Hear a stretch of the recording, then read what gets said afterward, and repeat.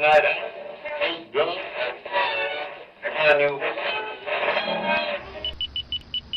You're listening to the Doug Stanhope Podcast. I do this so you don't have to see me. Yeah, we're going to get a bigger microphone. A huge pillow that we're going to put over the mic for his windscreen. Why does Shank have a keg in front of his face? Priceless pillows. Priceless pillows. Get a priceless pillow. They're good. I stole a pillow from that hotel I stay in. When I got back from this road trip, I was so comfortable in that goddamn bed, I overstayed my welcome past checkout. And we always used to, Bingo always would steal a pillow from that place. Well, to be fair, most of the time she would trade up. She'd bring in some Shitty slobbery pillow, switch out the pillow casing and walk out. And then years later, we found out from the people in the bar that we knew, they said, oh no, housekeeping knows you do that. They talk about it in meetings. Yeah. Every time you stay here, and I think I was talking to Kathryn Bertine, who has not yet had a permanent nickname, but we've gone with Catamaran, Catmandu, Libertine. I like that one. What was the one, Trace? Birdie. I like that one. Bertinia, I went with just because I used Berthenia as an old person's name in my act. It's not fair to... It's not fair. Birdie. Well, she's elderly according to her sport. And we were just talking about this. It's how you base your own success versus other people's, evaluation of your success. So yeah, at 44 on your birthday, Woo! You are elderly in the world of cycling. That is true. I'm pretty ancient. But you're my best friend in the entire world. So Yes. I don't judge you to your face. You just bring it up to her. You just bring it up to her. I kind of like the yin yang thing. That worked as a nickname. Oh, I still haven't been on Twitter. Bullshit. Well, I mean, to read shit. Well, no, since I tweeted that, you said some positive thing. Chad Shank is obviously here. I don't really have to announce you. You announce yourself when you talk. But you tweeted some positive thing like you always do. That's what I do. And then I did a Chad Shank. Chad Shank does Monday motivation, or is it Monday motivational? Monday motivation. And he just writes really negative shit. So I took that tact with something you said, and I said, hey, at the end, you go, oh, everyone's a winner, and I don't know what the fuck you wrote, but I replied with the opposite, and said, hey, I'm Doug. I'm Kathryn's yang. I think it worked. We need that balance. Yeah, you've made me so positive. Between you, it started with not so positive that it's going to ruin my act, but in real life, Valentina, Javelina, Restrap on, one of my favorites. So her last name is Restrepo. Get it. Well, no, for the listener that might not know her last name. That's hanging on the edge of every word. Your nickname process. But yeah, it's a huge positive influence. Where I got an email yesterday. Oh fuck! I gotta get to that. All right, I'm gonna go all over the map. I got an email from a lady who said, I'm dying. I have 6 months to live. I'm a mother that's dying. I'm trying desperately to find a DVD of Digging Up Mother so I can watch it with my kids and my family. And then I wrote back, because I like it when you get those emails. I've forwarded you one, Chad, recently, where someone that, like, our podcast does help some fucked up people. And So I wrote back, Digging Up Mother is a book. If you're talking about the stand-up bit where my mother commits suicide, that's available, that's on Beer Hall Putsch, I think. I believe so, yeah. And, but if you're talking about the book, that's on Audible if you want to listen to it with your family. Anyway, I forward, because Javelina is, she, as you do now, libertine, like every time I do something good, they're like, yeah, that's great. And then when you guys kill, you crushed it on a thing we'll get to. That's what we're getting to. I'm saying it's positive reinforcement so I sent that to her going, hey, this lady, and she goes, that was a really dick response you wrote. Why don't you just send her shit? I guess I phrased it in a way that was dickish. But just the fact that, hey, some mother is going to share a killing your mother story with her family for fun made me feel good. But I guess I responded by yeah, buy it off the website, lady. No, that's not. You don't have Google? Well, she doesn't know a book from a DVD, so it must be something really hardcore. I thought you were just talking to a robot or a foreign dude who was going to ask to see your boobs and just a couple more messages. You have movie? I watch with friends. You have boobs? Let me see them. I was a very nice guy on a lot of planes because of you people. Aww. You positive, non-drinking people who I'll never understand. We have dark sides. Yeah, we'll get to that because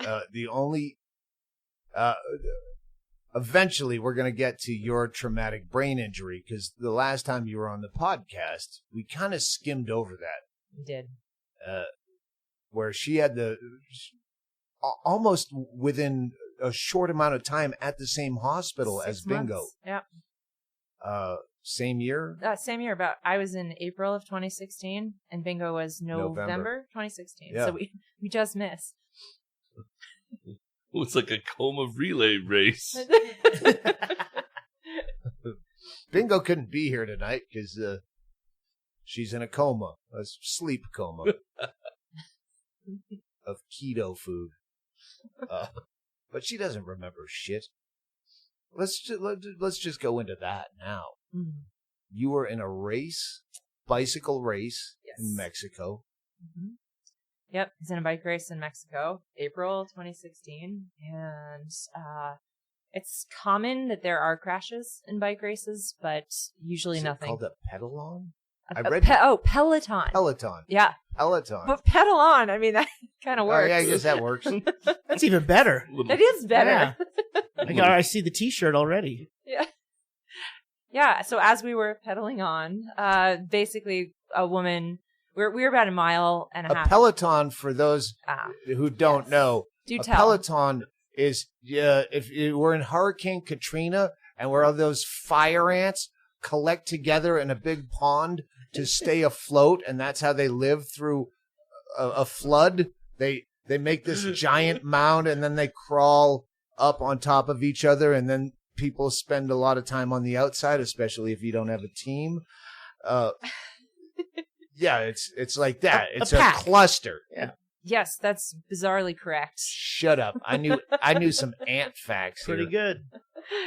That's pretty much yeah. We do. We look like a cluster of ants in a bike race. Unless you don't have a team. Yeah, and then you're just this like one solo person, like just dropped from. If this is off topic, I just read her book. I'm 30 pages from the end, but I read all about when she was trying to do this on her own without a team, and they'd all fuck her out of it. Like, oh no, we're on a team. We're gonna fucking draft you out of the fucking pack and fuck you. What book is that? Yeah. Good as gold. Yep. I like that Stanhope thought that we just thought he knew that stuff off the top of his head, not that he just is reading her book. The fucking cluster of ants is not in her book. That was original. That's right. You came up with that. Over by the nest, he has a whiteboard with like a bunch of stick-it notes, so he's like keeping track and like connecting all these things. Well, come on the Joe Rogan podcast.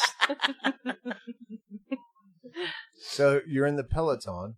Yes, we're in the peloton and about a mile away from the finish line. And it's normal for things to get pretty intense. People are jockeying into position, getting their sprinters set up for the finish. And apparently, from what I know, because I don't remember it, this is where my memory blacks out. But there's a woman who tried to attack, which is trying to leave the peloton to sprint ahead up the road. And the protocol is once you start an attack, you're supposed to keep going and commit to that move. And apparently she changed her mind and swerved back into the peloton rather than, complete it. And when she swerved back into the peloton, she took a bunch of us out. And then I was just the one who got to be the lucky recipient of the bottom of the pile. How fast are we talking at that this point? Yeah, at that point, because it's, it's for the win, it's quite fast. We're talking between 25 and 30, which, it's full gas, which is quite fast on a bicycle. I can only imagine how, because in the military, when we run in formation, sometimes somebody would wipe out and you would have a big wipeout, but then you're just running in a formation, and that was brutal. I can only imagine that. Yeah, it probably was brutal. I don't remember any of it. But apparently I ended up on the bottom of the pile and I was launched from my bike, and when flying through the air, what we didn't know at that point was that I had broken my skull twice, the sphenoid and the temporal lobe on the right-hand side. But what happened was it sent me into seizures. And the good news about pro bike racing is that there is a doctor in the peloton's caravan, which is the cars that follow. Like the chase cars. The chase cars, exactly. I thought you were going to say the good thing is that your feet are strapped to the pedals, so even though you had seizures, you still won the race. That would have been awesome. I am going to take you off this story because we're going to get back to that crash. But you had a crash, I believe, earlier in Northern California with a chase car. Yes. So please tell that story. The first... Because this is in Mexico, where they took care of her, and shit happened. We'll get back to that. Yeah. But... So it wasn't even a year before, but close to a year before. And the race in California, let's say that, something like a tire blowing, and I thought I was in control of the bike, but then I wasn't, and I veered off the road, and the way that we see many ridges of the road at the end, if it's not paved, it goes into that really chunky asphalt. And drunk bumps, yes, we call them. Yes. So my right elbow hit the drunk bumps. And that's right. That's where this comes in. I yes. forget about that picture. Oh, yeah. Do we have that photo? Because well, we're not. This is not audio, but we'll put it up. It looked like a small shark basically went in and pretty much destroyed the flesh of my elbow region. Tracy, can you grab my laptop out there? Yeah. Thanks. This is such a gross picture. Patio. Yeah. So, but what was interesting? It looks like a shark bite, like just right above the elbow towards the wrist. Just it's pretty. I'm gonna show. I'll tweet it too. When this podcast comes out, I'll tweet the picture because I want it up now so Chaille throws up. He's gonna queasy. Does he have belly. a queasy? Aw, yeah. Well, for real stuff. Yeah, it definitely was not but pretty. The chase car. So yeah, this is definitely the difference in the infrastructure of healthcare in different countries. So we'll get back to the Mexico one where I was well taken care of. But in this particular race, so I'm on the ground and of course, kind of dazed from this, but I'm in that protective mode of like, okay, I realize I'm alive. I'm okay, but my elbow is falling off. And the medic car comes up, assesses the situation, and says, well, you're going to have to get yourself to the hospital. Like we can't do anything to help you because we have to stay with the race in case something happens. And I was like, well, something fucking happened. Seems like poor planning. It was terrible. And even in this race, what was interesting is we were only about, I would say, 5 miles away from the finish. So it wasn't like they couldn't bear to leave the peloton at this point. I was the thing that happened. So I'm sitting there. But they said, well, unless you're unconscious or yes, something? yeah, basically like, well, if you were unconscious, then we could help. And I thought about like rolling over and but I was, God, I wish I had done that. That would have been great. But I did the wit of the stairs. Right. So instead they're like, good luck to you. And they take off. And luckily this very nice woman who was watching the race, happened to be there as a spectator, saw this unfold and was like, well, get in the car. I'll take you to the hospital. She was not familiar with the area. So I'm trying to, I've got like, Siri in one hand trying to get us to the hospital and, holding this up and just kind of, falling apart really, but being like, oh God, I'm in so much pain. Turn left here.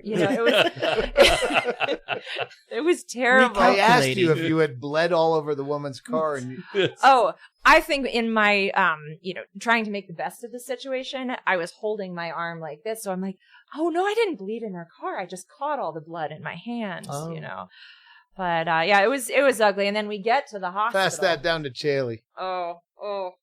And then I'll forward it to him. He just deleted it. Just send it to me. No, I want you to because I can put it up. I can put it up on the thing. We can all see it. Oh, yay. So you obviously weren't in shock, right? No, I went to that like protective mental place. Sure. Like you actually had a task. Like, no, I'm good. Yeah. I'm okay. Oh shit. No, I'm not. I can see the bone. Like, this Don't is look bad. down. Don't look down. And that's when I almost lost it, when I Yeah. looked down and I was like, whoa. So we get to the hospital, and then to make matters worse, we get there, and as they see me coming in, they offer me a wheelchair. I guess they do that for anybody who's coming into emergency. But then they try to lift me out of the wheelchair, and they grab the wounds, which newbie, first time on the job. I think it actually was. Horrible. It was. I'll never forget that. I don't remember too much in the immediate aftermath, but I do remember being lifted from the wheelchair and piercing screams. And so that was a little bit about that. There wasn't a whole lot of help going But on. if the lady hadn't volunteered to help you just have to be back going the wrong way with one hand with your bent ass wheels, all dejected, riding to the hospital. There are some serious flaws. Well, for that's sure. why she's trying to promote women's cycling, so more people are there spectating in case Of an injury. In case you of get death. a yeah. shark bites you and you need a ride to a hospital that the EMTs don't want to give you. Bring a roll of Visqueen so people don't bleed all over your interior. Roll it out, put them in the back seat. It sounds like one of those things where, like, now we have to have insurance, and insurance states we have to have EMT, but the only time the EMT can actually touch you is if you're unconscious, which doesn't make any fucking sense. Right. It throws common sense out the window. Or they should tell you that at the beginning so you know to pretend that you're unconscious and be like, fuck, done with this. Yeah, it was insane. It was insane. Oh, and also, I guess on the healthcare note, too, I had a new health insurance at that point, which was basically, coming out of a divorce, there was all this healthcare changeover that had to happen. And I was on the equivalent of the welfare healthcare at that point. And because I was admitted to emergency, it all worked out in my favor. But had I not been on that healthcare, Oh my God. yeah, it would have been. Oh my God, because you looked at the picture. Oh yeah. Yeah, But it would have been. I just sent that. I thought he was picture. just being very supportive of the healthcare crisis. But, That's my a God. chunk, man. Big chunk out of an elbow. Did they take your earlobe to fill that in, or what'd they do? Oh God, that's such a terrible picture. They did. They took my earlobe. Did someone say smile? I don't know what, clearly, I don't know if I'm on meds there or what that picture is. Clearly, I look almost half proud of that. I don't know. I'm not You sure. should What, be proud of that. it's a pretty So horrible. You don't look like a expression. wuss, that's for sure. Okay. You look like you're tanking We were tough. goofing on you earlier because you've never drank, never smoked, Mhm. never did drugs, but you have done drugs Yeah. because of your stupid career in cycling. That is true. You've been on a lot of drugs. Yeah. I pretty much had to go to rehab for 3 weeks in a Mexican hospital. So yeah, it's been a journey. Oh, okay. Well, This was the Northern California one, right? Mm. Yeah. That is Northern California. Yep. The other half of my elbow is somewhere in Northern California. So I can't see what's like. I mean, that's a divot. Yep. look at the scar. Oh, here. That's how It's that better came now. up. Yeah, It's better now, but they I had mean, to it's do some amazing that that's funky the same arm. internal stitching. Oh yeah, the muscle, right, or the ligament. Oh, the scar. There you go. So was there a lot of PT with that? I mean, did you Not suffer? not for this one. Physical therapy. Physical. I read the For a flap lot of of her our book. listeners. Physical. That one was no, not too much physical therapy for that. Strangely enough, that injury forced me into rest for a couple weeks. And then I went to my next race, and I actually had one of my best races ever, with this all taped up and bandaged up, but probably because my body was rested and recuperated.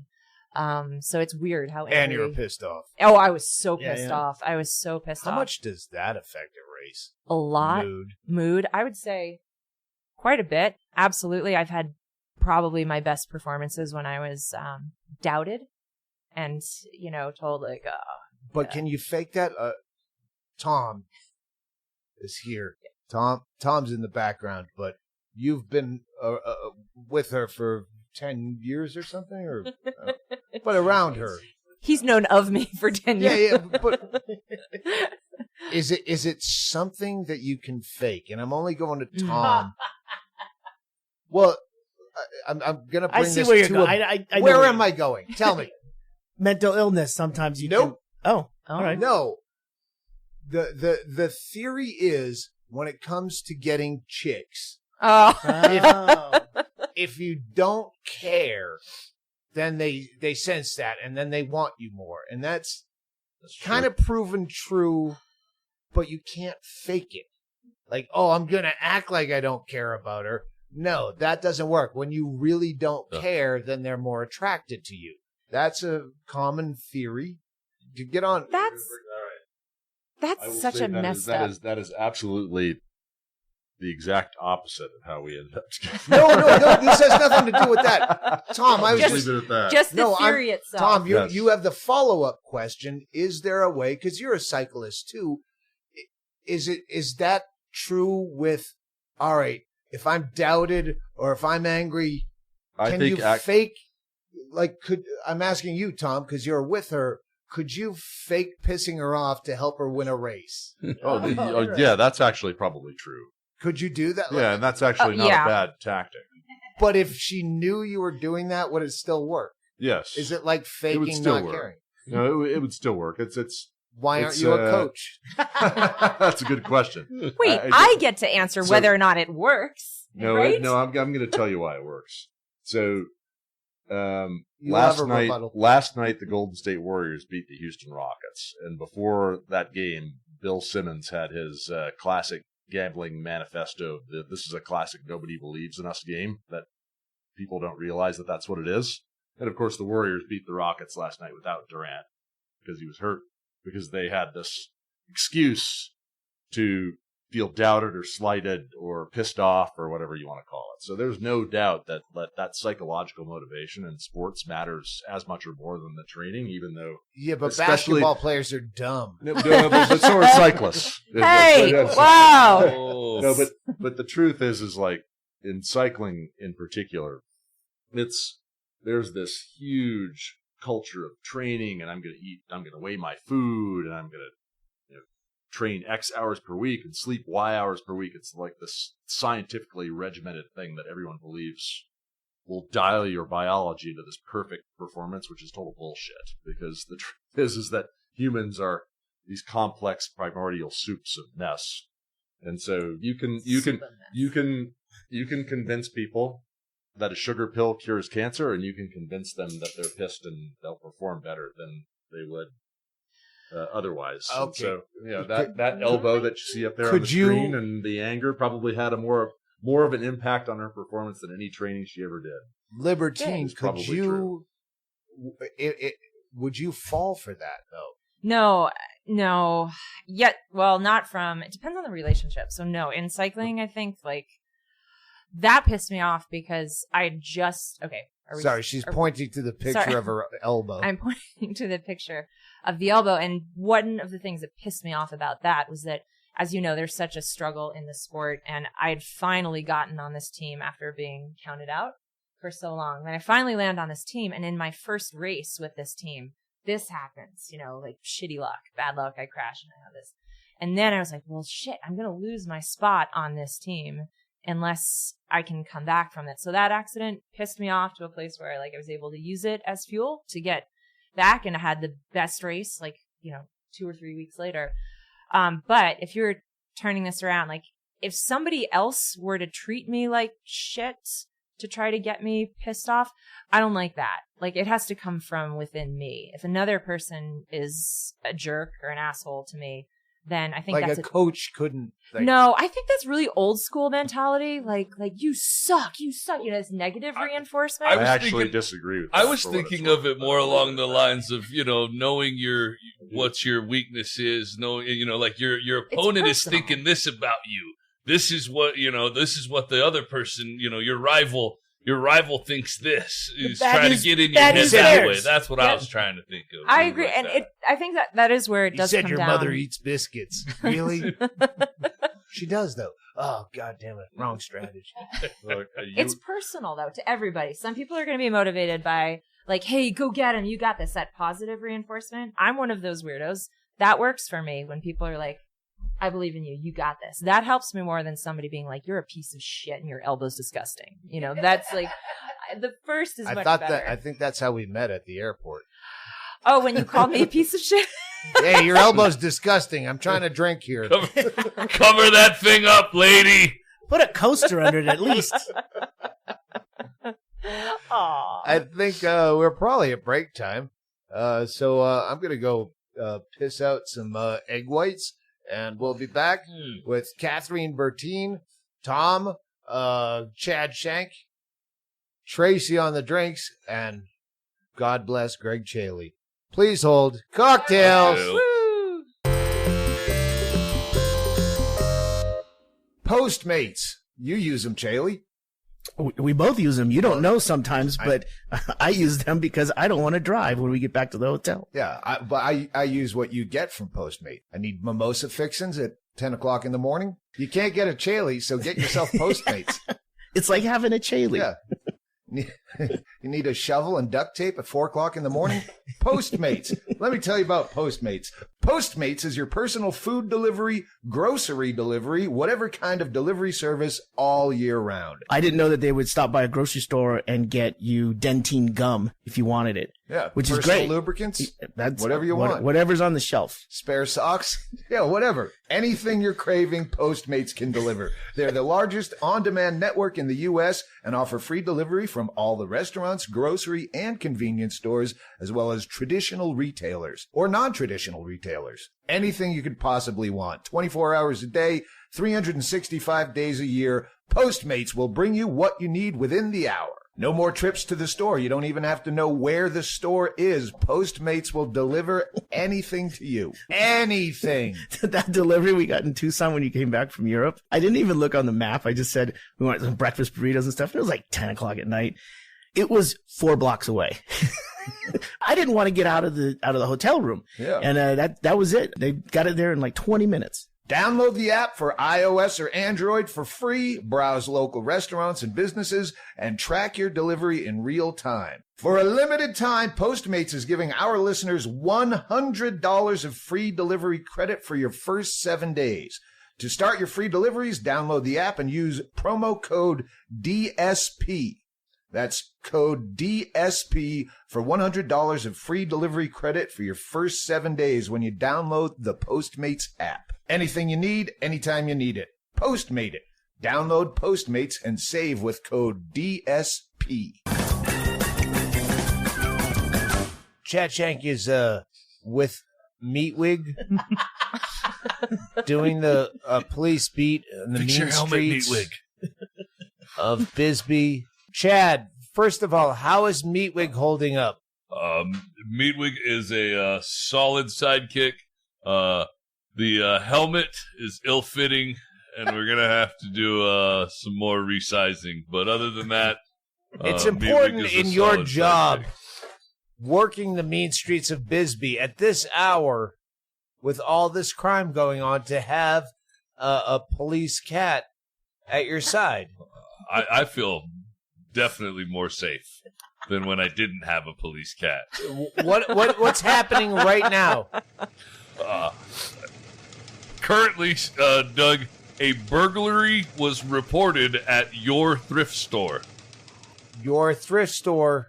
I get a lot of my favorite birthday gifts for people at your thrift store, and I hope for everyone who's having a birthday that they did not steal those stupid pairs of slippers I bought for Libertinia.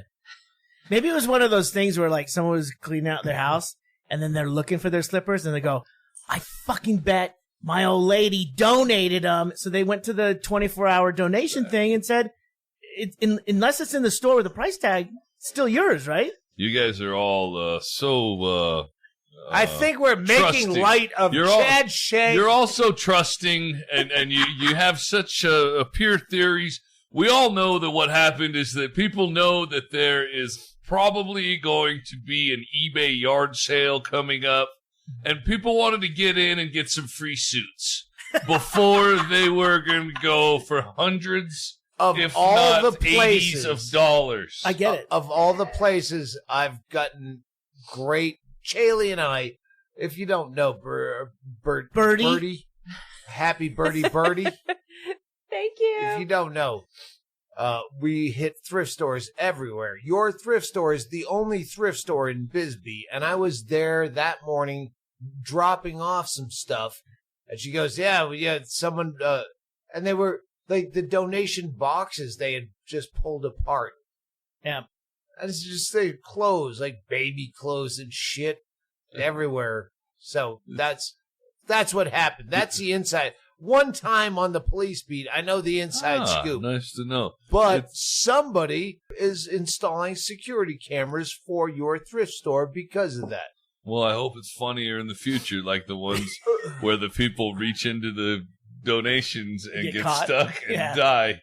And then they have to talk to their families the next day and tell them what they were doing. I did look into it because there's a company that puts those bins, and it's like for the it's like in Seinfeld, it's the People Fund. It's a bogus thing. All the shit goes to Africa, right? But the reason I got into this jag on online was because people were going in there and stealing stuff, and they're like, well, it's a bogus thing anyway. It's like once it goes in the bin, you're done. That is their property. So. This police beat is brought to you by Ggreg Chaille, who is happily drunk and then thought we should definitely do police beat. And I'm with you. I'm with you, Yes. Ggreg Chaille. It's fun to see you drunk. Chad Shank, though, is out in the shit dodging bullets. Or what are you dodging? What are you doing now? Meatwig and I will definitely keep walking around the thrift store. Meanwhile, a caller asked for an officer to respond because her housemates were, quote, being loud and talking about how they will murder her. Sounds like a cunt to me. Hey, what did you do wrong, lady? Yeah. That your housemates want to murder you? Why you always blame the murderers? I get it. If one housemate wants to murder you, then that housemate might be a cunt. But if all of your housemates Conspiracy. want to murder you, consensus. you might be the cunt. That's all I'm saying. I'm guessing it has to do with food in the fridge, I'm gonna, Chad, dirty dishes. I'm gonna have to. Whoever's doing the police beat in the last year or so puts unnecessary thing in quotes. So please, put quotes in where there's quotes, because the quotes are fucking. They're not quotes. They're so please keep that up while you're wearing a UN blue helmet, trying to keep the peace and just report the news of what's going on here in this border town. This is why we need to build a wall in Bisbee. It's not just the Mexicans. It's Someone on where? There was a. Just say Cochise Row because you know that's what you mean. They didn't specify. That's where libertines stay. Don't for the creeps. No, I'm saying lock the door. But a woman. Tom is very lurch-like, but I don't know if he can fight off tweakers. That works for me. A woman was reportedly, quote, yelling and screaming in the hallways and turning the doorknobs of the apartments trying to get into them, unquote. You want me to do unquote too? Yeah. That seems more pretentious. Well, only when it, because as you go on. Yeah, you got to finish it. Yeah, you have to unquote it and quote. When more they keep pretentious going is what we're on. going for. Yeah, that ended. Story. That ended, though. That was it. She was yelling and screaming in the hallways and turning the doorknobs of apartments. And this is why people are afraid to move from the inner city to Bisbee, because they go, oh, it's bad enough for us in South Central, but in Bisbee, they're turning doorknobs occasionally. That's like what hobos do. And people have no idea about the shortage of doorknobs with locks in Bisbee. People just take it for granted that you could just turn a lock and lock your doorknob. Not here in Bisbee. You know that song? It's all closet doors here. Foam core. You know that little detent ball. We don't even that have just pops in and out. It does. Trailer for sale or rent. That's enough. That is Bisbee rap music. That's inner city music for Bisbee. We're talking about the word on the street. No phone, no pool, no pets. What? Yeah, that's what I'm talking about, bitch. You ain't even they ain't no cigarettes. I stole some cigarettes. An old stogie that I have found? Yeah, motherfucker. That's what the streets in Bisbee is like. Chad Shank, what else is going on up in this bitch? Word. Short but not too big around, my brother. A caller reported that a parent was threatening an umpire, quote, yelling profanities, unquote, and making parents, quote, uncomfortable, unquote. He requested that the man be asked to leave. By the time an officer responded, he had left. But because, quote, there are some disagreements regarding the game calls, unquote, the officer decided to stay in the area. I don't like this unquote quote. That was exactly the one I was talking about, where I go, all right, this is so many quotes it's of ridiculous. things that, hey, we've always wanted whoever writes the police beat to be forward. on this podcast. Someone who used to write for it contacted Doug. I know who you're talking and about. he said, but he said, like, yes, he listens to the podcast, and it was one of those things where it was fun for him. Yeah, this whole weird quoting thing where it's not even a quote. Just different style. It's a different style. Yeah, but there's some. Tracy is an English major and English reticent teacher. to be on the podcast. She's all right. Go ahead. I do want to say that Chad might be killed in the line of duty while I'm going off topic. Chad, what else? I'm hunkered in this alley, Stanhope. It's quiet. A funeral. This is not even written correctly. Funeral asked officer. I think it means a funeral home person. I don't know what they call it. Funeral director. All right, we're not editing. We're not editing. I'm trying. But it would be a funeral director. Funeral asked officer. Oh no! Go down. See, I know. I remember that. Enriquez, go down, and it cuts up. I don't know.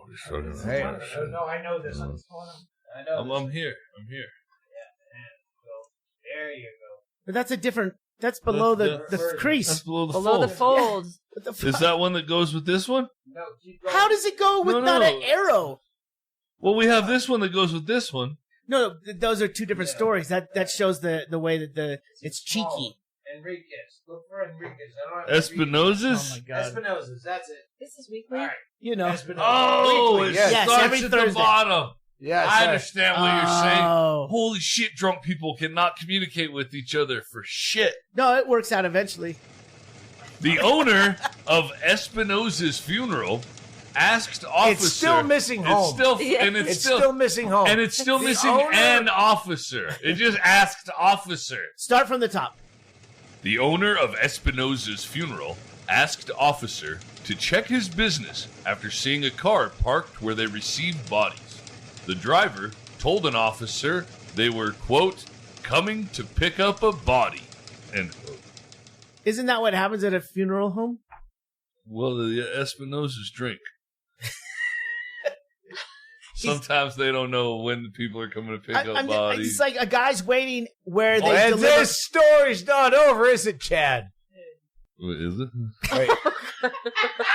I don't know. No, I think it is. Your wife just kicked me in the bottom. So Tracy, is there something else? Well, I tried to undo her bra, so she kicked me in the bottom. And Good luck. then I've been trying for missed 13 years. All right. So anyway, where was this dead body we get? Am I off topic?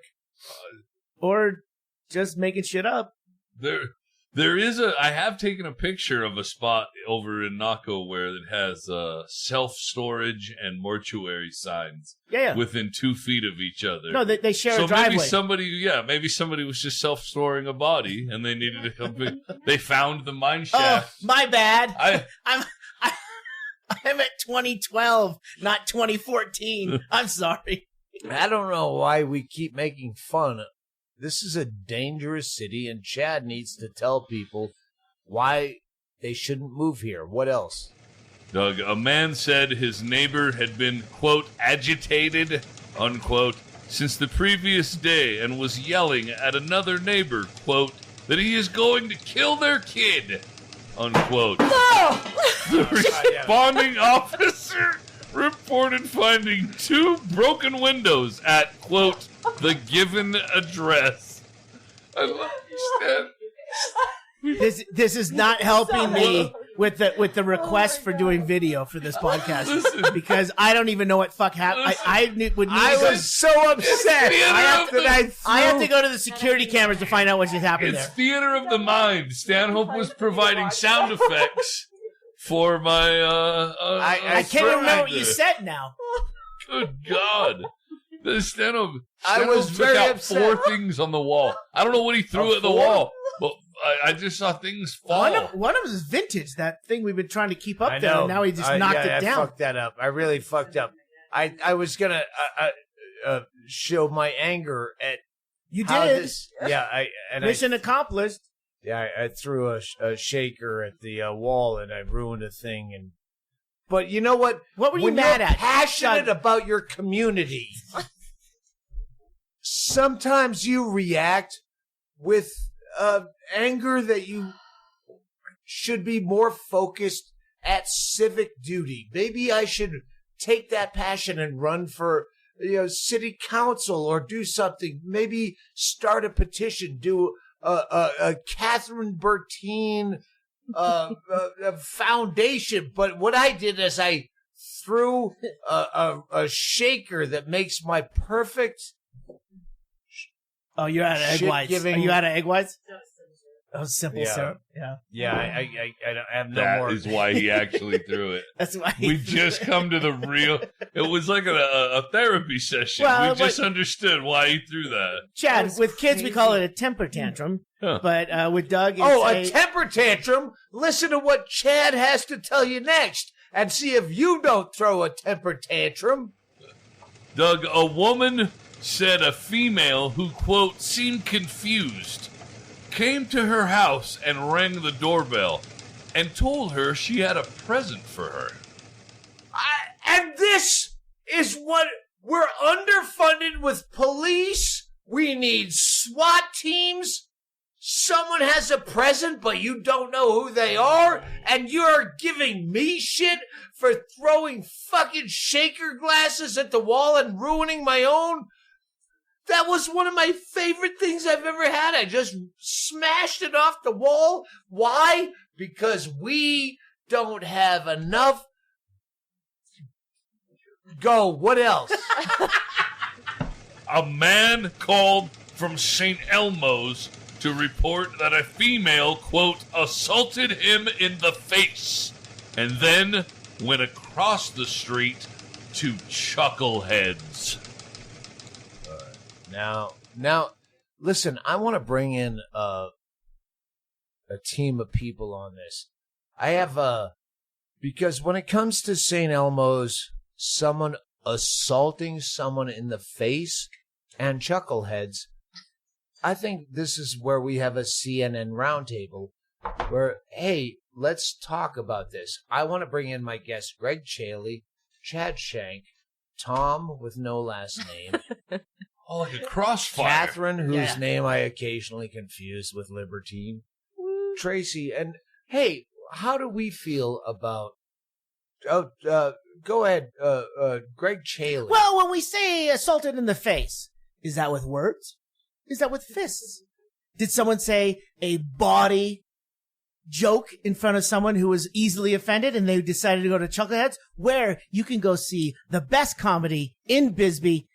Okay, that's Good my time. Point. I'm sorry. Assaulted in the face. Chad Shank, you've assaulted people in the face. You were almost to the good part, too, Chaille. Chad Shank, you've assaulted people in the face. Several on times. Every level. So how do you feel about this woman that was assaulted in the face and then went to Chuckleheads? A lot of people deserve to be assaulted in the face. I don't have enough backstory to know if this person deserved it, but I know that I like the idea of going to Chuckleheads to relieve your anger. You go there, get some laughs. Tom get some has drinks. a very serious Time's point. Yeah, Tom, I assaulted in the concur face, with- going to Chuckleheads after you've been assaulted in the face and then been asked to leave by the police. You've been here a million times. That's why we have Tom on here. Tom. Old Tom. Yeah, we call him. old Tom assaulted in the face. Well, goes he's to my uncle too, Chuckleheads. so it's old Uncle Tom. Oh, old Uncle Tom. I concur with my friend to my right. That's it. Uncle Tom. You're just gonna nickname me before fucking Libertine could get a solid nickname. God. You're Uncle Tom. It works for me. It works for me. That's not fair. I've He's been called here way half worse. an hour. Let him talk. I'm sorry. I'm a moderator. Let him talk. Uncle Tom was speaking. That works for me. Oh my God. He's got a nickname and two best friends. Shit. Works for me. It's better than what I came in here with. What? He's up. He's up. Not- Oh. Take it back. Uncle Tom and I just almost destroyed. Give him the last shot of that. Sure, why not? Jesus Christ. the rest. Is Yeah, that we new bottle? killed a Macallan new bottle? 12. Yes. Good. Right on. In respect for Brian Hennigan, the filthy uncut Scotsman.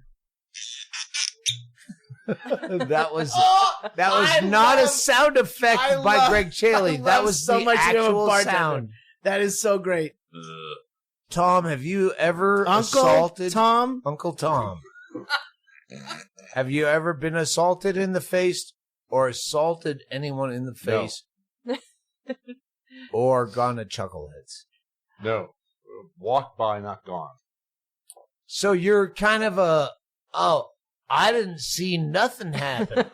You're one of those people. One of those Uncle Toms. And yes. that's why the police beat is so important, because people do speak up. People do call into the Bisbee Police Department. They're not like you. They don't say, oh, I didn't see nothing. It's none of my business. You're one of these people that's part of the problem, don't you think? No. No, you'll always say no. I didn't see nothing. I'm not part of the problem. No, I don't recall. Hey, That's what I would say. yeah. Oh, ask my girlfriend, you always say. All right, girlfriend. I don't know. I have a little problem with the way that this makes Chucklehead sound like an accomplice. Ooh. Right? So that, and I don't think Chuckleheads deserves that. Hey, Chuckleheads was just on the receiving end of the assaulter. They wouldn't condone it. I will say that, and I don't know if I'm allowed to say this, when Ecuador shit-canned Julian Assange, Chuckleheads and Matt Becker said, oh, you can come to Chuckleheads as for asylum, he could hang out there. And then because of the current council waffling and dangling their fucking toes in the pool, now all of a sudden he's in a fucking prison in London because of the city council, and that's why we're all running for city council next year. What? Go. Sorry. No, hold on. Oh, you're pointing to someone. Said one more. Him. He's gonna go wrap it up. Back to Chad. Back to Chad. No. Do the police beat. We're still doing police beat. Oh. What? I wasn't done. All right. Go. Then continue. God damn it. Go back to it. Sound like you said enough words. Sorry. Yeah. I shouldn't have leaked this. I shouldn't have wiki leaked this whole Julian Assange is moving to Bisbee to do open mic at Chuckleheads. That's what that was. That's on way Tuesdays off. at 7:30. Sign up. We changed Show it. at 8 o'clock. It's changed Sunday. to Sundays. Oh, Sundays. Yeah. Yeah. Hate you, son. Thomas. Sunday. Come on Turns down. out Julian Assange isn't available on Tuesdays, so they need to change it to Sundays. He's hosting. Very accommodating there.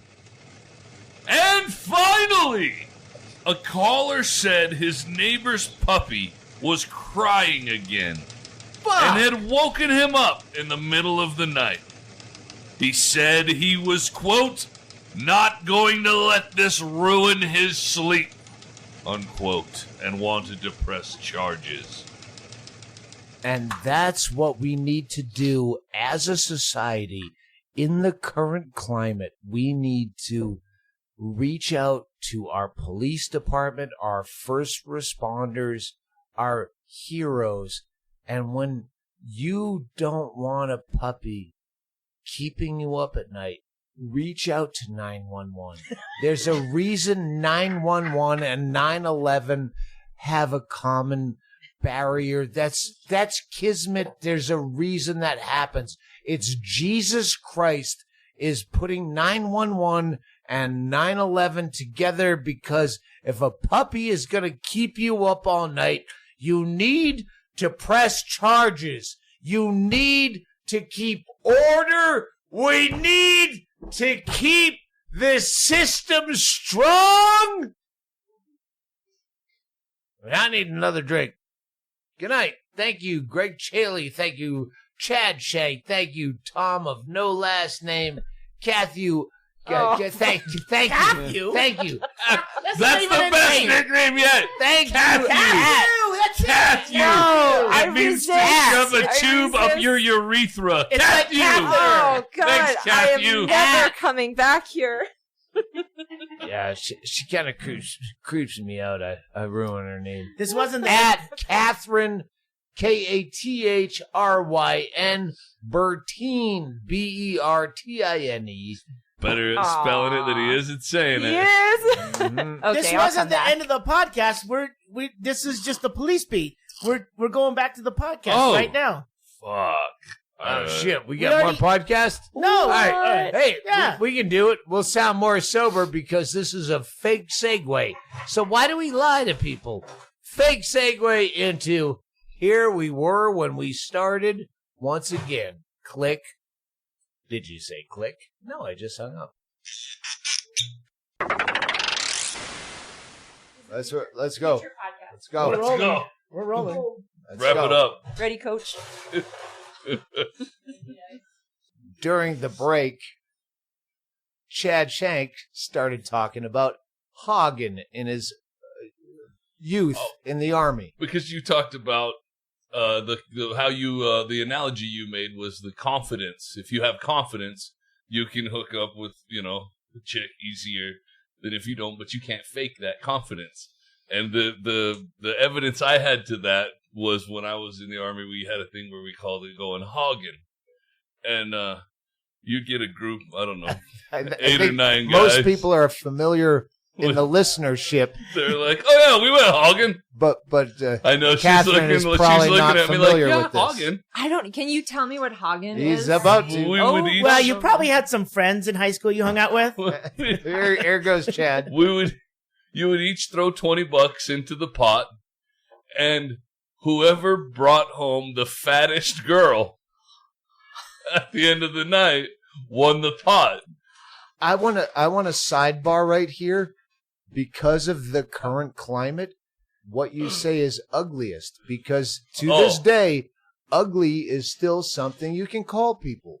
Because it's relative and objective. Body shaming is it? Yeah. But wouldn't we have called it uglyin? Ugly. Why do you think? Tracy knows. Tracy just said dog party. Tracy already knows. That's a thing, I guess. I don't know. The point being is that you went out with a different confidence than you did the rest of the nights because The most you unattractive woman.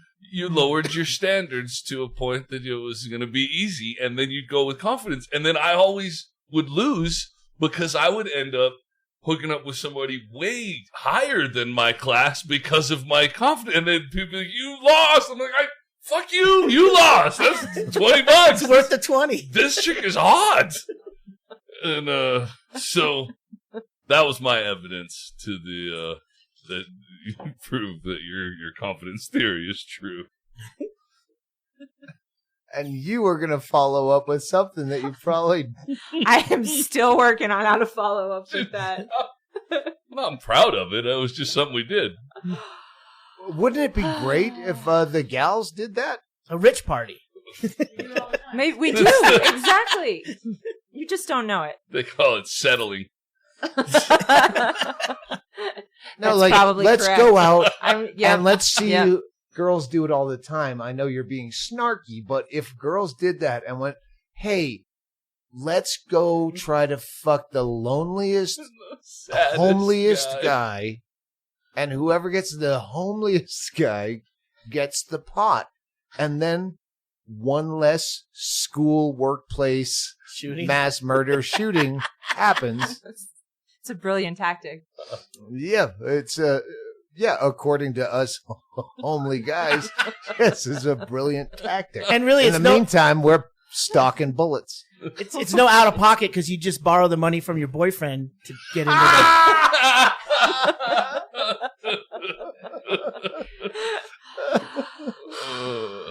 It's hard Tom, to that's not about you. That's the that's collective boyfriend.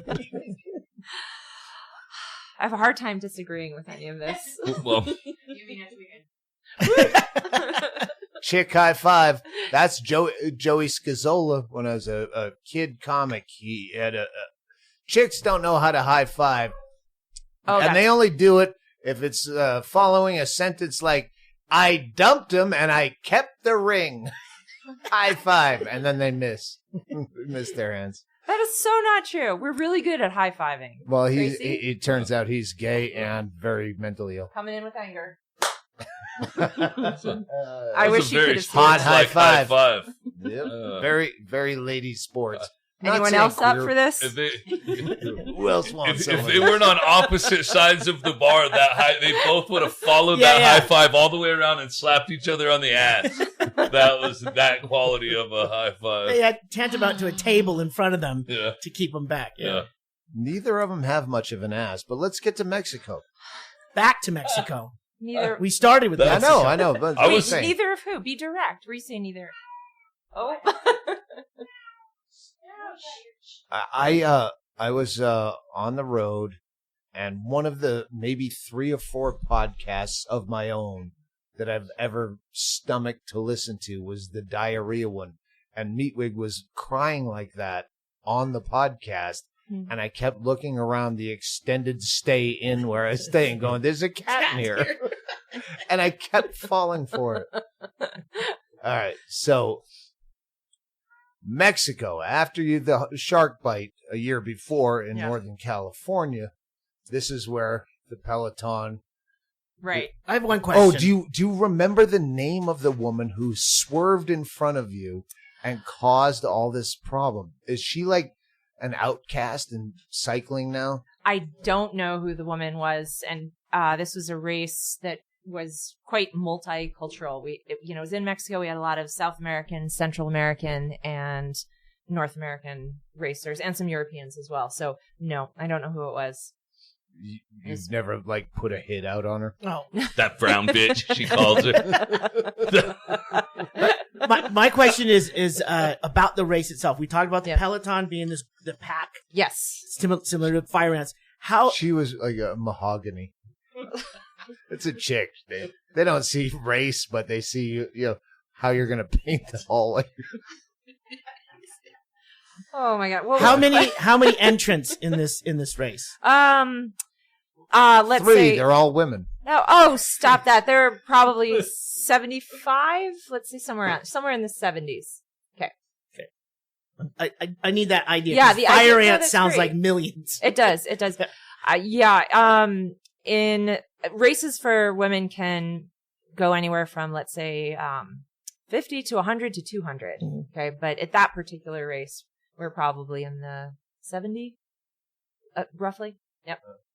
And, and so that Peloton is doing its thing. And usually the way it's supposed to work is the slower athletes drift to the back and the faster athletes are up front, just physics, right? So that's how that works. And then wolves eat the ones that are in the back. Pretty much. In Mexico, that's why we're building the wall. They try to separate them from the Peloton first, though. It's not. They just don't snatch them. What's interesting, I was actually I was guest riding with a Mexican team for that race, even though I was on a professional team based in the States. Sometimes we do this thing called guest riding, which means if your team is not going to a race, but another team wants to bring you to that race to race for them. Ride the bench. Yeah, something like that. Yeah. So if someone gets knocked out, we'll bring you in. Right, we'll bring you in. So I was, which actually plays an important part in this story, right? So even though That's why I said it. Thank you. I forget these things sometimes because I fell on my head. But yes, so we're don't bury the lead. Okay. She falls on her that. head in a minute. Spoiler alert! We've already said it 5 times. I know. I said it was a joke. So we're in the Peloton. I'm guest riding for a Mexican team. The crash happens about 1.25 miles from the finish line. And this is all told to me, right? Because I don't clearly remember anything at this point. But I end up on the bottom of the pile.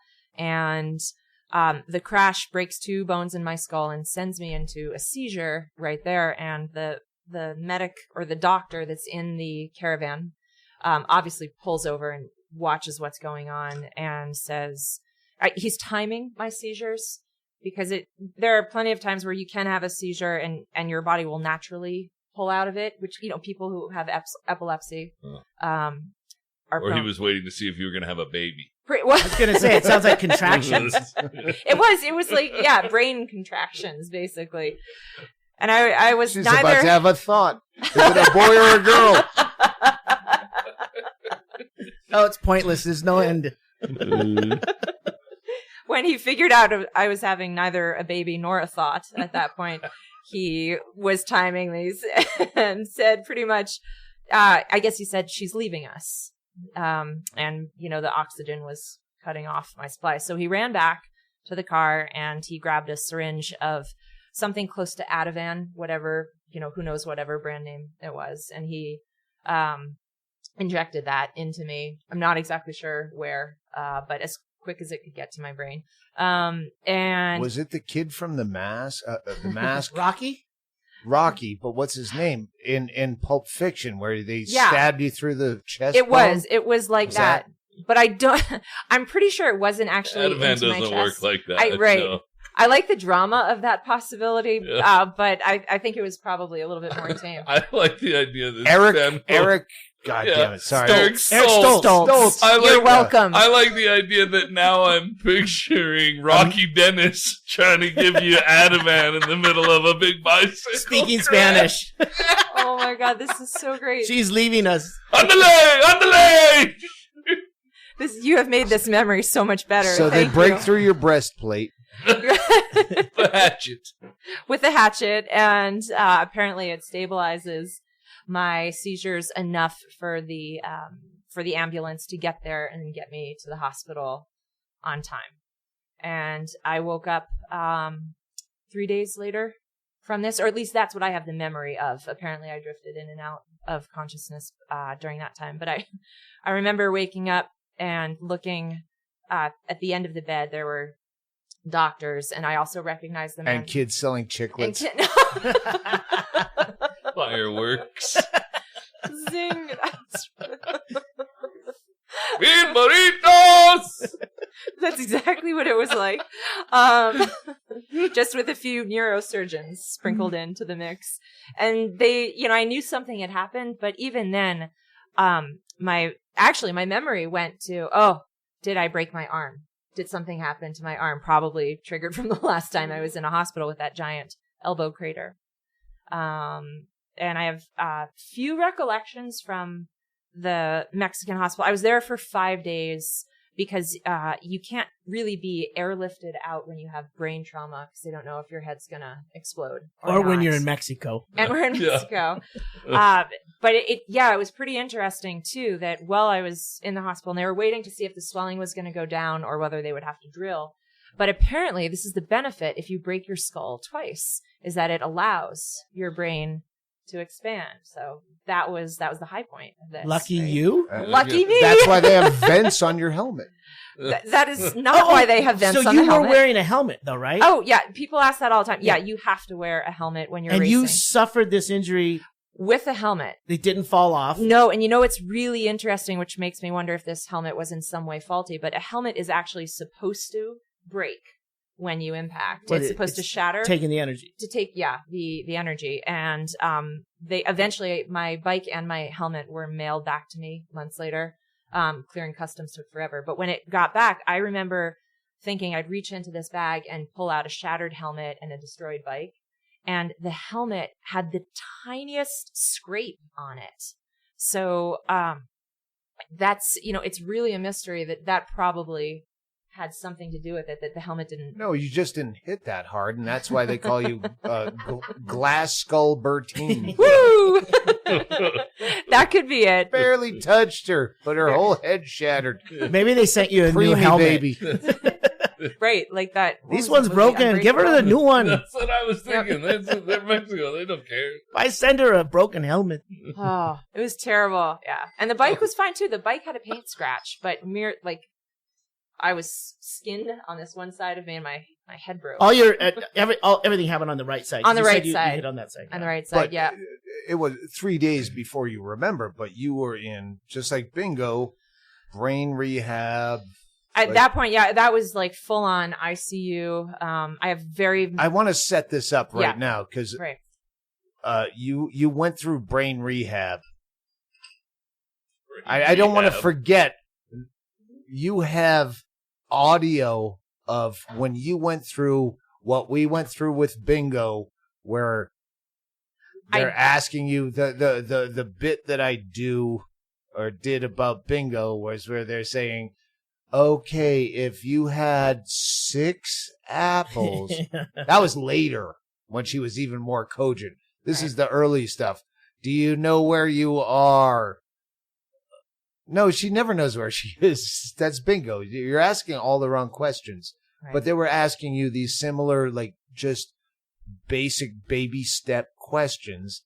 And they ask you, raise your hand when I say A.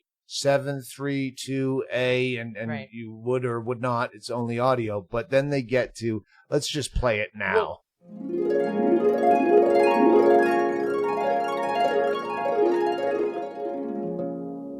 Say them in backwards order. So if I said 1, 2, you would say 2, 1. Okay, got it. Okay, yep. All right. 7, 4, 2. 2, 7, 4. All right. Now I'm going to give you a list of letters. Every time you hear the letter A, I want you to raise your hand. Every time you hear any other letters, no raising. So what letter are we raising your hand on? A. You got it. All right. Ready? F, B, A, C, M, N, A, J, K, L, B, A, F, A, K, D, E, A, J, A, M, O, F, A, P. All right. Really good, baby. Now I'm going to give you a minute. In that minute, I want you to name as many words as you can think of that start with the letter F. Oh, okay, sure. Any words you can think of. You ready? Fucking, fucktard, fucking, fuck this, fuck that. And fucking many of this. That's fine. Everything might hurt other than a fucking shoulder. Fucking hate the fuck. I'm just gonna sit here and let me know when you want me to shut up. This fucking things fucking hurt. Is there any other words that begin with an F? Are there any other words that you can think of that begin with an F? Fucktard. Okay, but anything else? What? Any other words that begin with an F besides those? Flaming. Good. Flaming.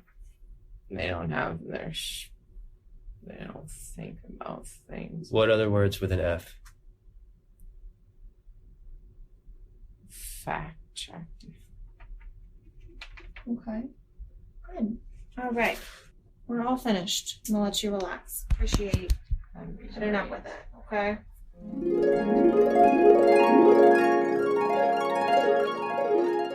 Okay, but that didn't happen in Mexico, All right, yeah, no, that didn't happen in Mexico. right? I just didn't want to forget to get that goddamn clip in here. Okay. So Okay. you got transferred back to where Bingo was 6 months later at UMC. I did get transferred back, but what's interesting about that part of the journey is that normally you would think that if I have to get medevaced from point A to point B, that your team that you race for, is going to help in that journey.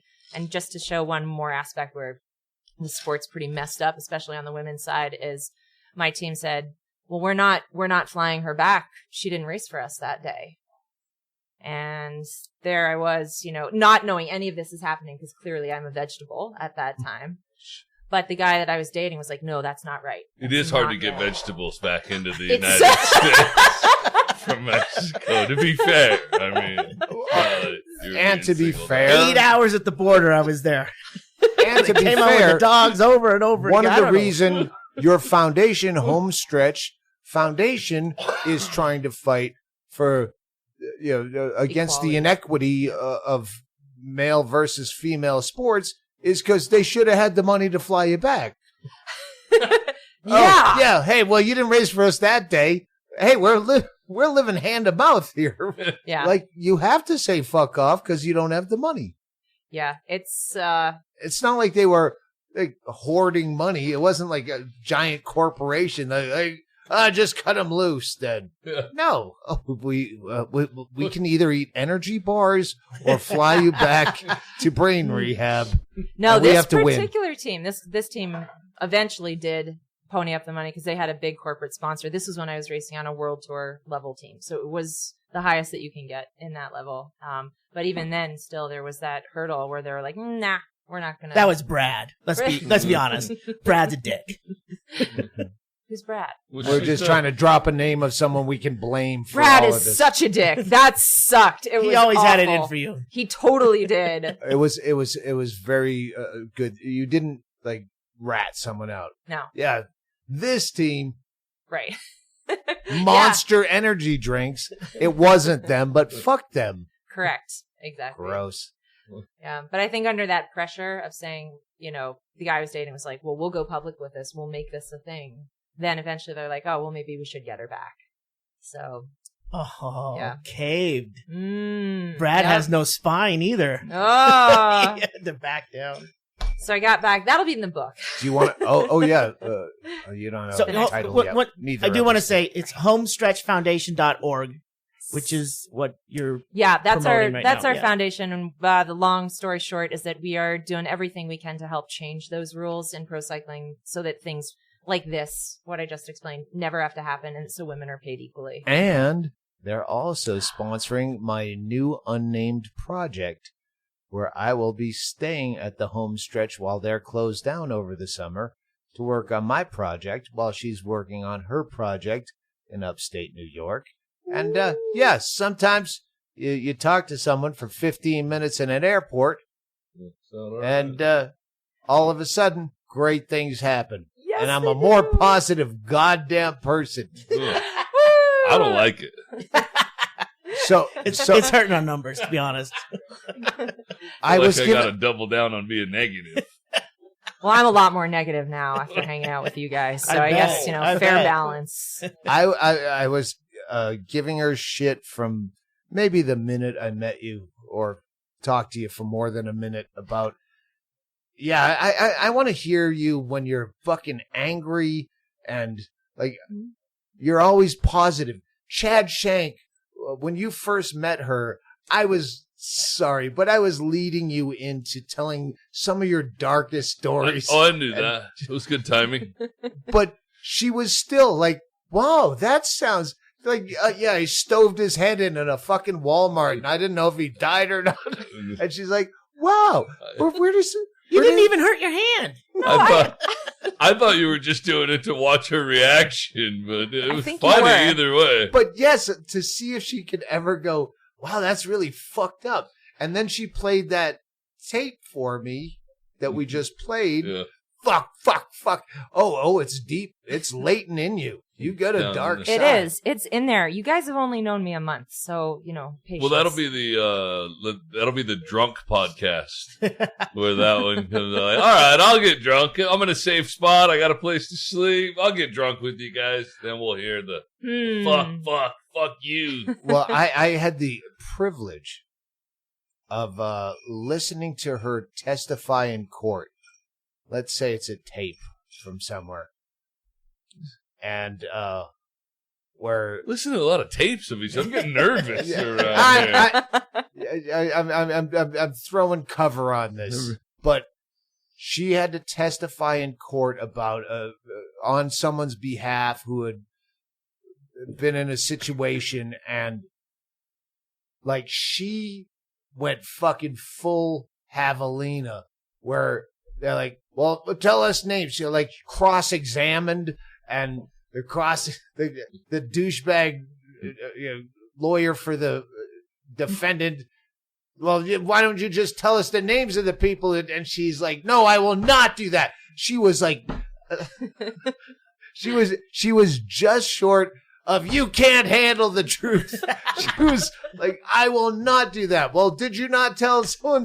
Yeah, I said that, but I will always defend the people that are in harm's way. And I was fucking going, I was fist pumping, going, you fucking rock. So yeah, I've heard her be fucking angry with fuck, the latent traumatic brain injury shit. And I've heard her like go to town for people she defends. And otherwise it's just this stupid, goofy, cartoony nosed lady. Oh wait, we didn't bring that up on the podcast. Apparently, I have a cartoony nose. You don't. I don't mind. I'm not sure what that means. I don't either, but it was news to me. It I does kind of go this this way. I broke it at one point, so it does a little thing. But thank you for believing in my anger and my utter inner disturbance, because it is in there. It is in there. I just let it out on rare occasion. You're very strong, and then thank you. And then afterwards, you get cartoony. When I said whatever the situation was, when I said nose, I meant your whole being. You're kind of cartoony. It's not just your nose. You're a goofy all over. Your face is a cartoon nose. I've never your felt whole so being. loved. It's Thank your old you. goofy. Here's That's some awesome. flowers. Keep Squirt. digging. That's great. I'll take it as a compliment for now. I think so. We are. We gotta announce this. The what's it called? The recumbent? The behemoth. Oh, that's so fantastic. So for all the cyclists out there, this is a recumbent bicycle, which has, it's basically a 3-wheeled trike looking, but it's stealth and it's aero. All right, I gotta back too up much? because We talked about it on 309 and if or no, you 310 haven't and heard 311. the other podcast, because we gotta read the book. Well, the one I read, As Good as Gold. Kathryn with a RYN, Bertine, Bertine. Read that book. Anyway, she becomes a professional cyclist Anyway, Bingo got a fucking recumbent bike that is like way too much money. I love that you interrupted her explanation of this bike for this. I'm going back to the fact that if you haven't listened to those podcasts, Bingo she used it once, and then we met, and Bingo donated it to her foundation because she doesn't use it. So, and it's a top of the line. Now she's going to go back to bike. describing it. It is. It is a top of the line carbon fiber disc brake SRAM shifting. If you are a cyclist, you know that that's pretty awesome stuff. SRAM shifting? Who doesn't know that? Right. We're going to do that to you once Tom passes out from that McAllen 12. SRAM shift you in all 3 holes. Oh, shit. All 3 bleeding. Wow, thanks. I'm sure a lot of people want this bike now. That's great. all the people who have no idea what the Doug Stanhope podcast is, but are just fans of cycling who fast forwarded to this part of the podcast. Oh, fuck yeah. Here we go. I bet you go back and listen from the beginning now for some context. We decided to be best friends, and then I read her book, and then I text her. I go, well, I'm glad we decided to be best friends because I'm reading about your scars around your breasts from sports bras that chafe during races, and then now your vagina bleeding from going from one type of cycling to the other, and the vagina bleeding into the chamois that covers your fucking kit. And then black toes falling off. I know we heard that from runners. Runners. Your toenails turn black and fall off during triathlons. And I go, I'm only like 3 chapters in. Is there any of your body left at the end of this book? Left elbow's cool. Most of those things screw back. It's actually the right. Right is cool. Left one's gross. No, left one's pristine. Stanhope keeps talking about how you guys are best friends. Of course, everybody knows you guys are best friends that listen to these 3 podcasts. But Stanhope keeps talking about reading your book. But have you read Stanhope's book? Yeah, I am in the middle of Digging Up Mother, which is great. It's pretty fucking awesome. Like, seriously, fantastic writing. The other one's not so great. Excuse me, you're interrupting. It is a good book. It's great. It's great. And the second one, you can't say anything bad about your book. I'm your bestie. Zip it. Yeah, I asked her. I didn't ask you. Yeah. Thank you. It has to come out publicly what Valentina said, because I will never let it go. Wait, Valentina Restrepo? Javelina Restrepo. Okay, got it. Javelina Restrepo. Okay, but she's not she here. Said at some point, it was a late night drunken conversation. She goes, "Come on, face it. Your second book is a podcast." And I disagree. I think that's one of those. I think that she's doing the same thing we talked about earlier. She's poking you. She's trying to make you do better on your next project than you did on your last one, even though your last one was perfectly fine. She's a coach. She's coach at that. She knows that you're dumb enough that will work on you. And she's employing it. You talked about it earlier on the podcast, and you didn't even realize it till just now that's what's happening to you. Woo! That's totally what I meant. Well, both Bertine and I are both working on projects. I haven't announced mine yet this summer, and I asked her after I had talked to her. I told her that. And I go, do you have like someone that you go to and say, hey, can you read this? Does this sound like bullshitty, or is this grandiose or self-serving? Do you have a go-to friend like that you trust?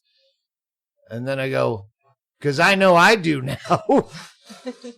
Mrs. Javelina, it sounds like a podcast. Now I know I have someone who'll shoot me down when I need to be. I disagree with that. 100%.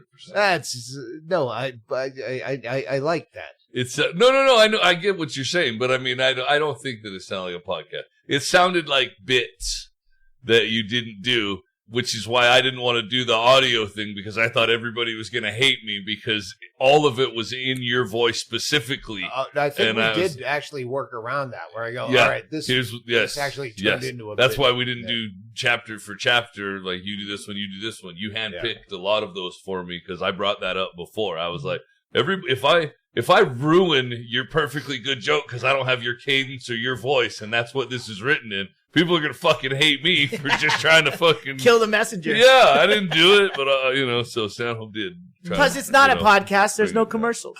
So yeah, it was not a good technical point. That's right. It's good. I think it fits well with the theme that you have for This Is Not Tame. Right? It's I'll just shut up now. And I'm excited for you to talk about your future project. I think that's going to be really interesting. Yeah, at some point. But you, you're working on a new book. I am. I'm working on a new book. Do you have a title or not? I have a couple working titles, but I'm not ready to commit to a title yet. But I can at least say that it's about the journey of what it means when we stand up and fight for change, fight for equality. Oh, this is the equality one that all the publishers were like, exactly, not the climate for this. Yeah. You know, and they're still doing it. It's the only climate there is. Right. So fucking. It's either that guy, I never say his name, is the only subject, or equality, Me Too, fucking Time's Up. The response. This is the only two climates. I know. I think corporate publishing likes to zero in on something money. On money, exactly. And if there's not already a book out there, like what I'm working on, in the good old days, people used to like that originality. They'd be like, "Oh, here's a new story. We haven't heard this story before." But now they're like, "Well, does it have vampires or zombies? Is there a talking dog?" No, we don't want it. And as I was reading her book, when I said, "All right, your tits are scarred, you have calluses on your vagina and it's bleeding, your toenails are falling off. This is a zombie book." That is true. Well, don't push our hand, because right there, that microphone, we've actually taped a special. It was a throwaway special, but it was a tester of material that got cut out of other things, and we could start our own fucking self-publishing. Fuck them. Oh, that would be great. Fuck them self-publishing. I like that. That would be good. That's kind of what Bingo did with her book. I mean, that was produced. That was done here at another location. And the Audible, which and the producer should do the Audible of yours. I would love to do the Audible. It sounds to me like Audible has an idea of what matters, which is great. They just want content.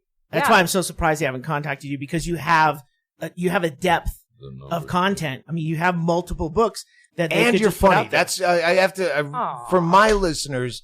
I have to put that in, that you're not just here because you're a feminist, and I don't give a fuck about cycling, and I can't imagine why anyone would watch women's cycling. Like, sports itself is fucking dumb.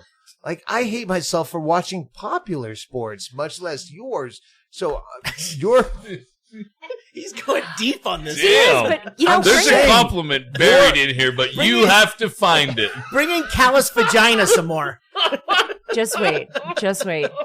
But I won't bring it up, because I don't want people to. Because there's nothing left. But no, I told you, when I read your book, I saw a theory, like not a theory, like there was a boom, and there's a joke at the end of every paragraph, kind of thing, where it's funny and it's interesting and about shit I don't care about. Well, that's what I we did need, care right? about. We need. You're a great writer, and you make something I don't give a fuck about interesting.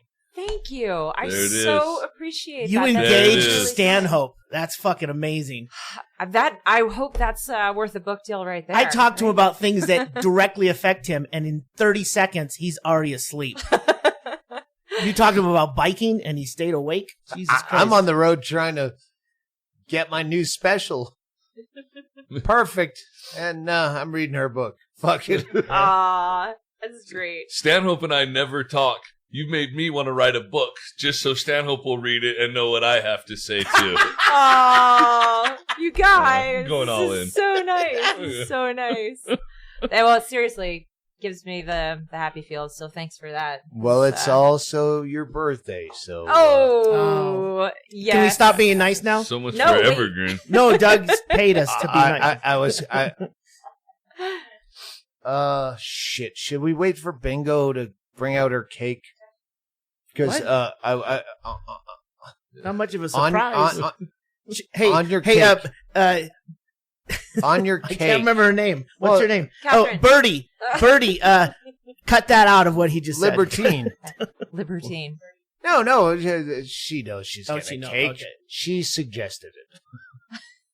Oh, wow. Give me cake.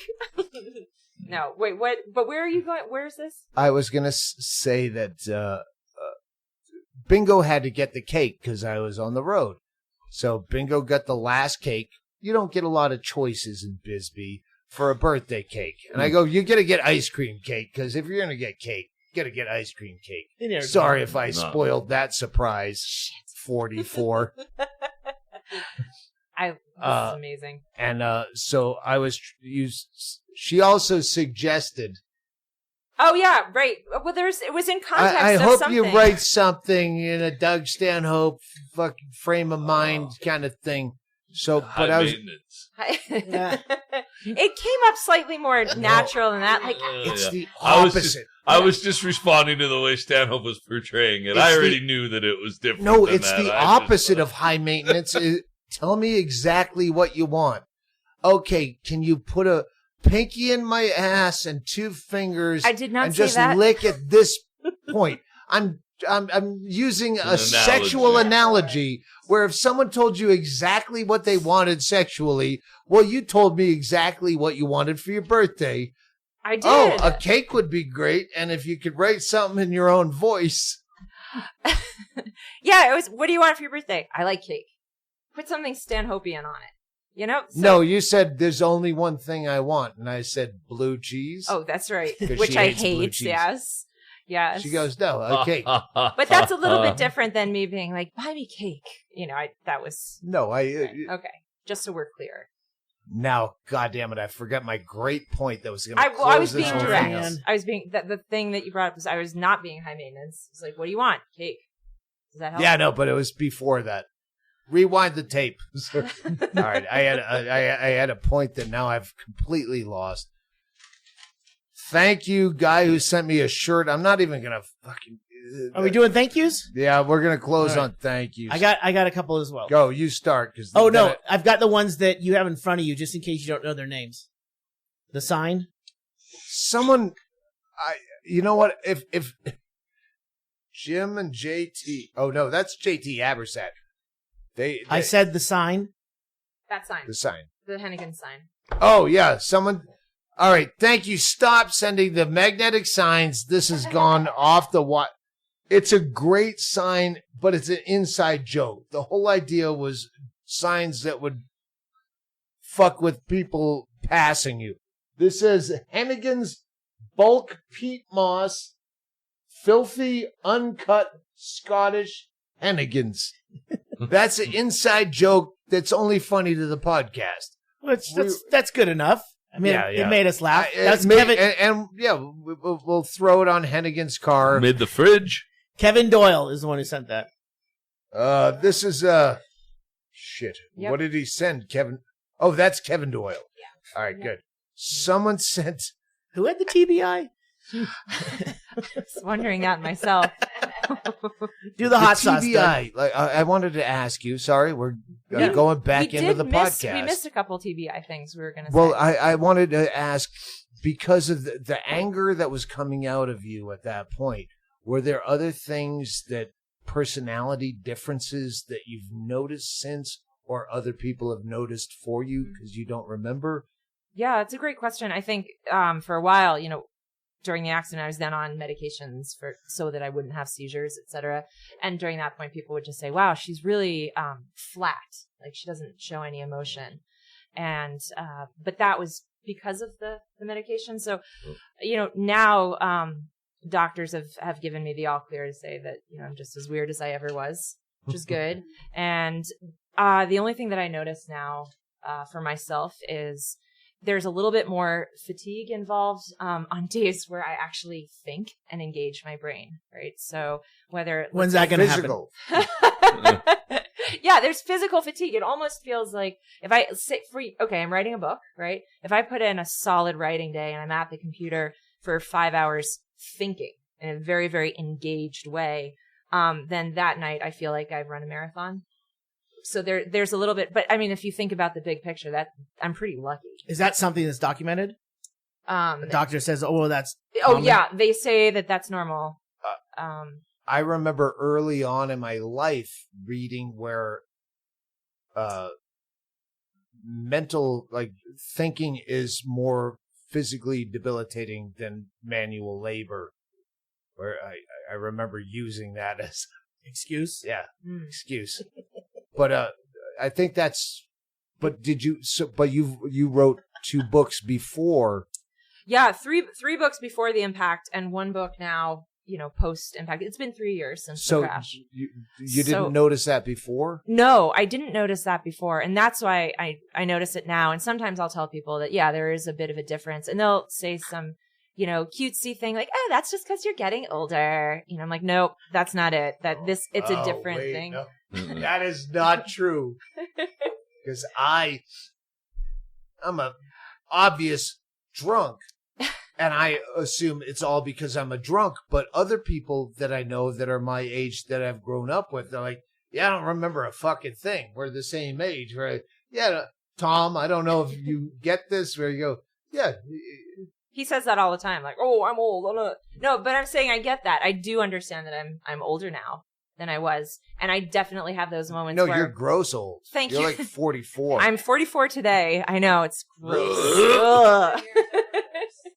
But no, it's different too. Okay, here's an example. So I'm working on the book and I'm writing, and sometimes my brain thinks of one word and my fingers will type something else. And I've started a small notebook like that. It's pretty cool. And I don't know this until I look up at the screen, and then there's the red squiggly line. So for example, I tried to, or in my head, I was typing the word epilogue, and my fingers wrote spillogy. And that's not a real word. But if you think about it, an epilogue kind of spills over from the end of a book into, thought. Right. Spillogy is actually a better word than it? epilogue. Right. No, you're not fucking shitting. That's deep. I like that. There's something going on where the brain is like, I get what it's trying to do, but it does its own thing. So I've kept a small notebook. Oh. What does bassoon mean? It's a callback. Exactly. Yeah. Right? But, yeah. Yeah, so things like that. And then some people just, I think... If you want us to cut your name onto this podcast, you can remain anonymous. Oh, shit, I did that the other day, right? That's an inside joke I'll explain later. We can I bet he forgets. Okay. It's just an inside joke that nobody ever gets. After her TBI, when she was testifying in court, and I heard that transcript... I said... She crushed it. The only 2 things, because I'm a prick, I have to point out the 2 things that she did wrong. Twice she said anonymous. Instead of anonymous. I was trying to say anonymous. They need to remain anonymous. Anonymous. Which, it's totally And that'll be why you develop depression. Thank you. No, Good job, actually, Stanhope. That was okay. I think that's funny. I'm totally embarrassed by that. But I'm embarrassed because I didn't catch it. I'm embarrassed I wrote a podcast for a book. Yay. You already had depression. I would always want to know if I said something weird like that and didn't catch it. Oh, hang out here because everyone will point things out. Awesome. The slightest flaw or perceived flaw is highlighted. So that's good. I've got tons of flaws, so I look forward to lots of pointing, lots of exploring. While he's pissing, have you started writing your book? I have. Talk about content. I've got enough, and it's at this point 250 pages single spaced. So and I've still got another about another quarter of it. I'm about 3/4 through right now. So it's coming along, working on it this summer when the Homestretch closes for the summer. Yeah. So I'll be able to actually focus on that and giving myself that deadline. All right. Homestretch. Yeah, take that outside for me. Homestretch. Hang on, I gotta. Homestretch Foundation. Is that where we're going? Yeah. And then we got to do. And then we have to do thank stopped by yous. her place yesterday, and she introduced me to one of her female cyclists. Her cyclists, if you didn't hear the other podcast, like we do for Wayward Comics when they're coming from L.A. to play El Boston, Paso, whatever. Albuquerque. Yeah, we put them up, but she has a foundation that gets, because she introduces me to a female cyclist, and I walk in. She goes, "Oh, Janelle." Yep. Janelle, listen to our podcast, our first podcast. 310, number 310. She Number listened to 310. that while on the bike riding. She And listened. yeah, I really want to introduce you to her. And so I go in and I give her a big hug. And then she's telling me about this other thing she had to test. It goes into a kind of a Me Too conversation with me and you. And then I went, oh, maybe I shouldn't have hugged that girl without that. So I went in, and the girl happened to be on Skype with her parents at the Homestretch compound. And I went in. Did you pee on her? No, I read the public just apology. The fumes from the smoke and the liquor coming from his pores. Oh my God. No, it was so funny. What I you did. read in front of her parents on Skype a public apology of, I'm sorry, I was wrapped up in the enthusiasm that Kathryn Bertine. Right. Sorry. That's why you need a fucking I'm your best nickname. friend. Second, Kathryn Bertine's coming here tomorrow night. Woo! Doing the podcast. That'll go out first. Without her consent, I hugged her, and now I know that it is a shameful event, and I'm going into sensitivity counseling, and I just read this like bogus fucking public apology. It was And great. yeah. It was really fun, and her parents thought it was hilarious. Midwest, too. I'm guessing? Yes. Yes. How did you know? Well, that's where he thrives. Yeah. Yep. Yeah. Yep. That was great. And it brought a much needed lightness to the situation that we were talking about with the Me Too stuff and all of that. Is so. I love all the cryptic stuff that we keep referring to. We have to, Chad and I have to guess what's Yeah. going on because you guys are so besties that it's almost annoying. Chaille and I are just filling in all the blanks with gossip, just so you guys know. You're just leaving out parts, but we're making up stuff in the this middle. is the whole so. story. I don't think I got to this in my thank yous. Well, here's a thank you that I don't know where the. What do you? He doesn't know. For a He's guy looking who, for- for a guy who has podcast He's- notes, He's rummaging around. I have podcast notes from 4 days ago. Thank yous. This is this guy sent me this shirt where he spent some time on this shirt, but because Tom is wearing a Homestretch Foundation shirt, probably because he was made to by his domineering bicyclist wife with strong thighs. Look, if we don't promote, how are we ever gonna Oh my recoup God. We're some gonna of be this in expense? pictures. Tom, They take pictures on a podcast. They talk about it all the time. Tom, did she tell you the very inappropriate joke I said to someone, but I told you? Which one? I go, hey, do you think of Christine? What? Do you think of? Yeah. My name is Kathryn. I know. he's talking about Christine. It his was other a best friend. callback. Oh. I said, do you think of Libertine, Catmandu, Catamaran? I said, do you think if she sat on your face, she'd just automatically start pedaling? You know, Dude, Give him the mic. I think he just said you got a face like a bicycle seat. you know, This metaphor is so flawed. That's not even possible. It's a joke. It's not a metaphor. It's not possible. Of course it is. I'm picturing it right now. I see it. Bingo already donated the bicycle you could make that happen on.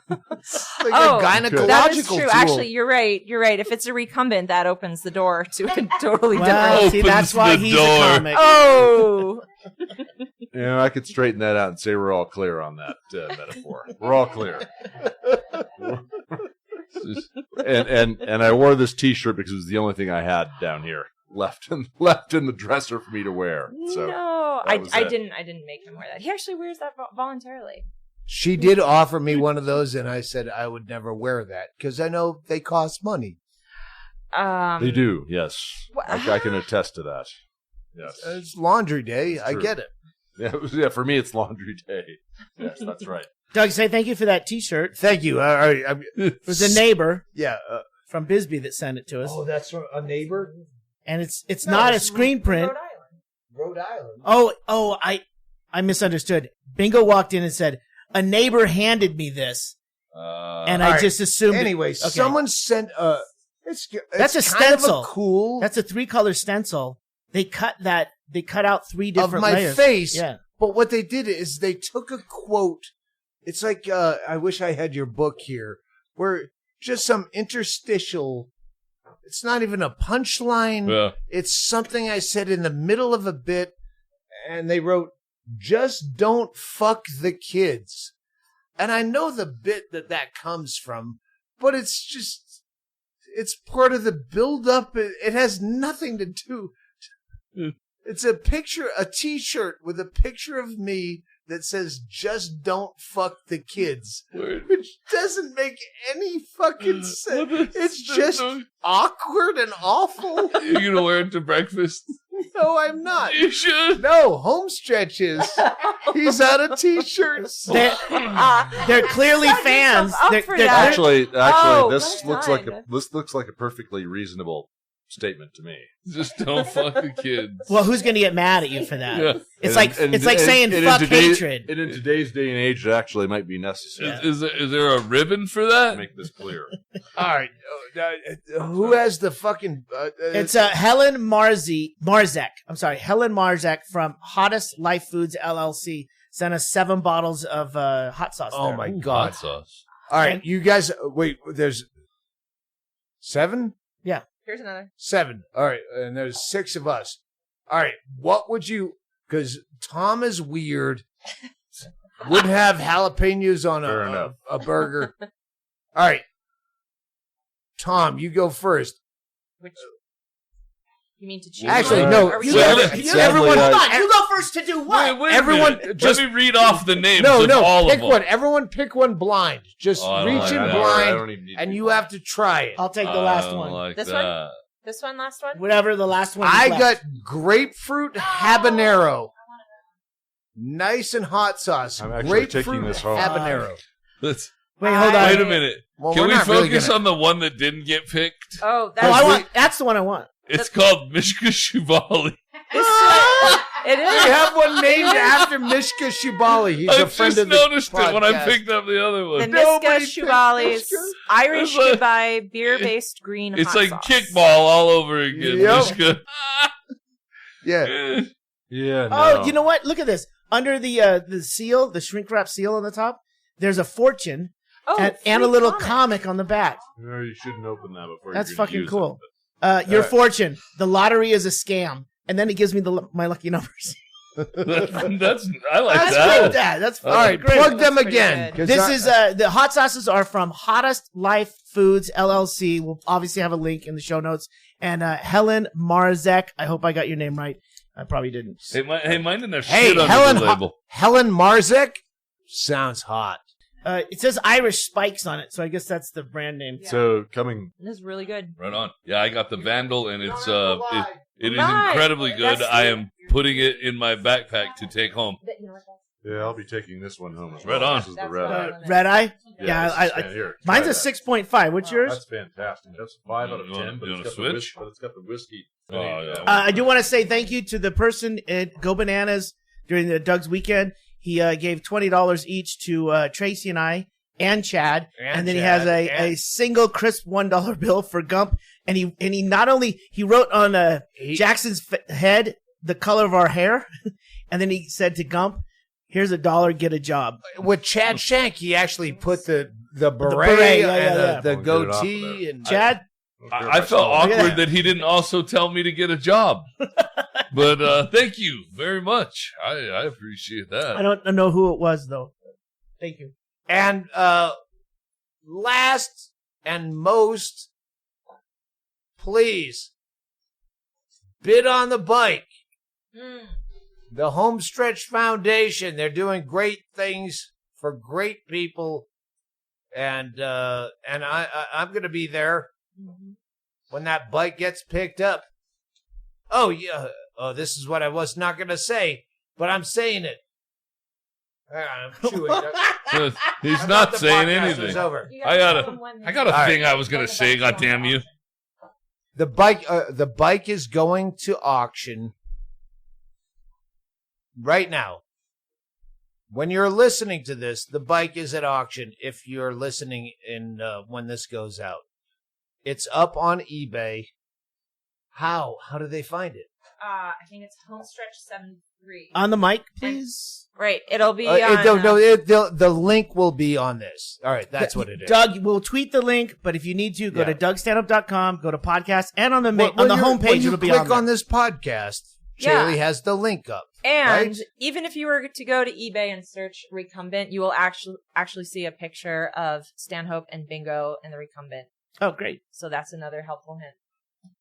And if wherever you buy that from, if you ride that bike to Bisbee, you have one night in the guest house. Let me write that down. Yep. And somebody will rub balm on your bruised vagina. And honestly, please, if you're fucking crazy, like, where you're pedal not fast. In control of it. Pedal super fast. Because we can't Yeah. wait for you to get here. We're not calling. Yeah, but if you ride that bike, if you're a cyclist and you ride that bike here, we'll hook you up. Unless you live in the Warren district. Already? Yeah, you can't ride it from up the street. But why would you? Who has that kind of money? Thank you for supporting Homestretch, Kathryn Bertine, Libertine, Kathmandu. Birdie. Yeah, and please tweet at Doug Stanhope or at Kathryn, KATHRYN BERTINE, and help us with a nickname, because we. Oh, jeez, here it comes. Yeah, fucking hammer her. Get ready to fall asleep crying every night. Oh, boy. Yep. All right, bring it. I'm ready. Do it. Do it. Good night. Thank you. Later.